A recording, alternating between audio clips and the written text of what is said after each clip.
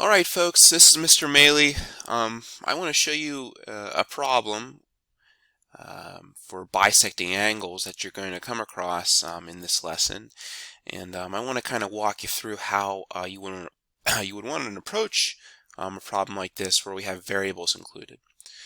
So first off, we're told in this problem that ray BD, or this line segment, or this ray here, starting at the vertex B and going out in the middle here, this ray BD is bisecting the angle ABC.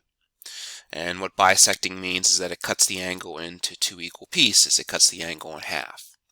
So that means that this angle here, this 2x plus 4, whatever that is, has to be the same as this angle here, angle DBC, which is x plus 10. Right? So these two measures, right, these two angles have to be equal because of this ray bisecting. Okay, so then since we know that this ray BD bisects the angle, then I know that algebraically 2x plus 4, the angle ABD, right, angle ABD, has to be equal to the angle measure of x plus 10.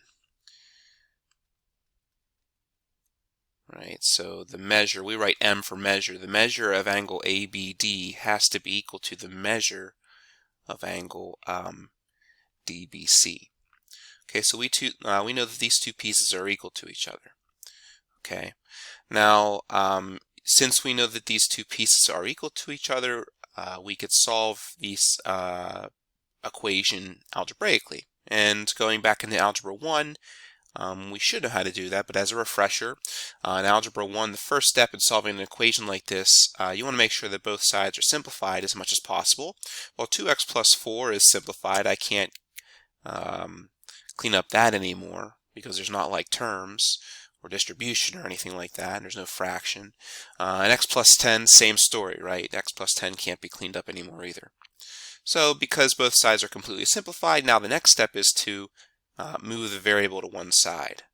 Okay, and I move the variable to one side by just, well, there's two ways I could do it. Either I could subtract 2x from both sides, or I could subtract 1x from both sides. I'm going to go ahead and subtract 1x from both sides. Doesn't really matter how you do it though. And the x and the minus x cancel. So all I have on the left on the right side is 10. On the left side I have 2x minus x, combining those like terms. That's a 1x. And I still have that plus 4 there. Okay? So now it turns into an equation where I have a variable on one side and I want to get that variable by itself. So to get the variable by itself, I need to undo this plus 4 part here. And undo the plus 4, I want to subtract 4. And of course you want to do it to both sides because you got to be fair. In algebra, what you do to one side, you must do to the other. Now x is by itself, and on the right side I have 10 minus 4, which is 6. So the value of x is equal to 6 in this case. I could double check it to make sure. 2x plus 4, that would be 2 times 6 plus 4. Right, so 2x plus 4, if I plug in x equals 6, that would be 2 times 6 plus 4, which is 12 plus 4, which is 16. The other angle was x plus 10. We know x equals 6. So if the angle is x plus 10, x is 6, that's 6 plus 10. And yes, that is also equal to 16, right? So the angles are equal to each other with an x value of 6.